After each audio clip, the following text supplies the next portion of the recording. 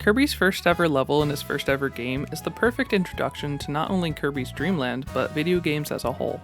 This franchise was meant to be enjoyed by kids, some so young they can't even read, and so it was likely a conscious choice to explain the game's mechanics through visuals, not text.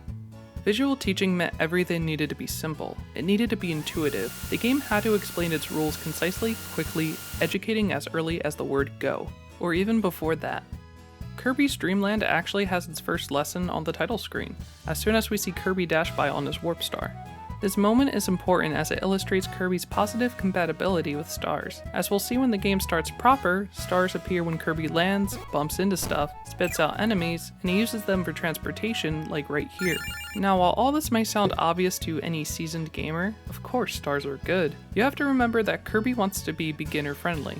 We can't assume kids hold that positive association from Mario. Sure, stars are a pretty universal good thing in life, so newcomers may assume they're good here too, but Kirby's Dream Land regularly treats other friendly looking neighbors as enemies and hazards. Looks are misleading.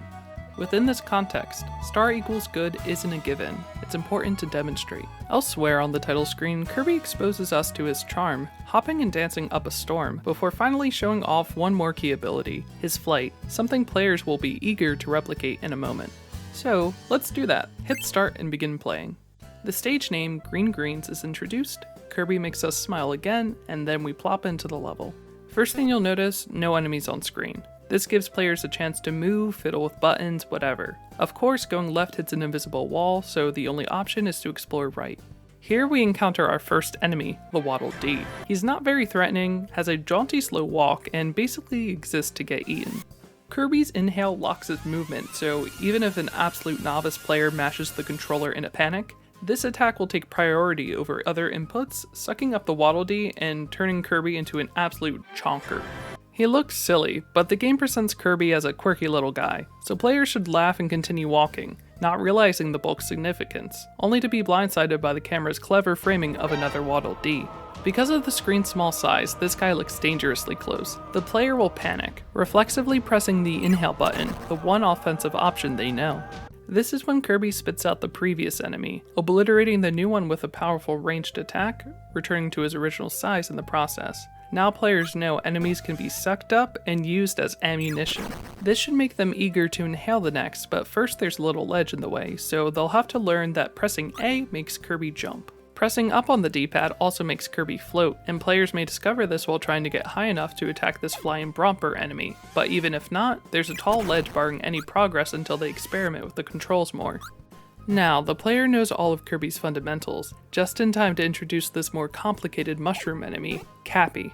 Trying to suck them up only gets their top, but the player knows by now what to do here, so they'll fire it right away, destroying the original owner in a satisfying blast.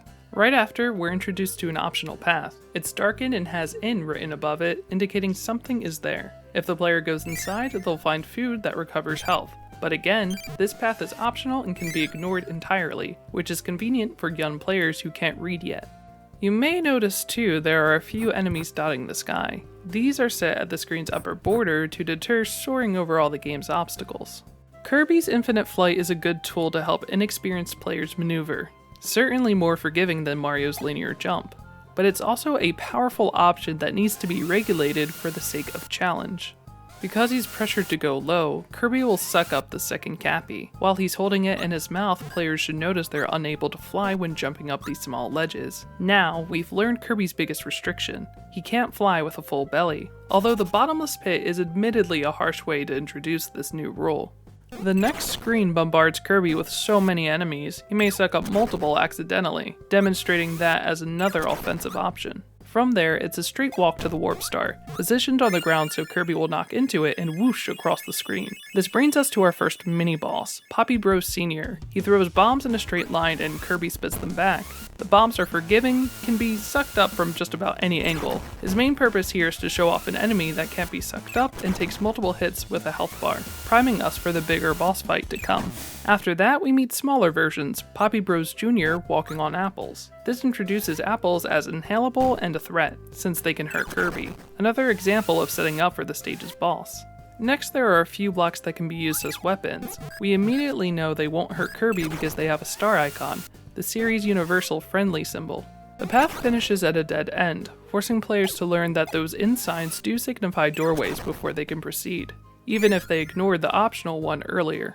This next segment forces Kirby to fly and places enemies dangerously close to his landing zone. Again, he should try to instinctively suck them in only to let out his stored puff of air, destroying them in the process. This teaches an alternative, short-range method of attack.